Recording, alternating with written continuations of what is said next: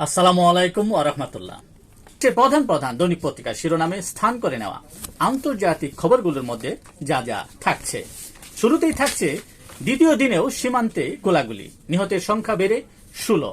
Thailand কম্বোডিয়ার সংঘর্ষ, আঞ্চলিক শান্তি পরিকল্পনায় সায় কম্বোডিয়ার, প্রত্যাখ্যান থাইল্যান্ডের।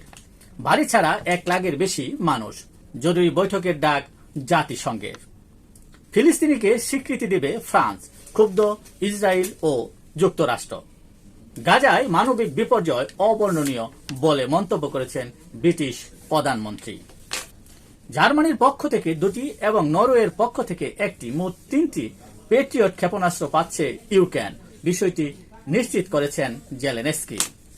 মিশরকে $4 বিলিয়ন অস্ত্র দিচ্ছে যুক্তরাষ্ট্র। দুর্নীতির অভিযোগে দক্ষিণ কোরিয়ার সাবেক ফার্স্ট লেডির বাসভবনে অভিযান চালানো হয়। প্রয়োজনে আবার ভাষা আন্দোলন হবে, কিন্তু মাতৃভাষাকে রক্ষা করতেই হবে বলে হুঁশিয়ারি উচ্চারণ করেছেন ভারতের পশ্চিমবঙ্গের মুখ্যমন্ত্রী মমতা বন্দ্যোপাধ্যায়। ইন্দিরা গান্ধীকে পেছনে ফেলে নরেন্দ্র মোদী দ্বিতীয় দীর্ঘ সময়ের ভারতের প্রধানমন্ত্রী। এই ছিল দেশের প্রধান প্রধান দৈনিক পত্রিকার শিরোনামে স্থান করে নেওয়া গুরুত্বপূর্ণ খবর জানিয়ে এতক্ষণ আপনাদের মাঝে উপস্থিত ছিলাম। আজকের মতো এখানেই, আবারও দেখা হবে আগামীকাল ঠিক একইভাবে জাতীয় দৈনিক পত্রিকার আলোচিত সংবাদগুলো নিয়ে। সে পর্যন্ত অবশ্যই ভালো থাকবেন, সুস্থ থাকবেন। আসসালামু আলাইকুম ওয়া রাহমাতুল্লাহ।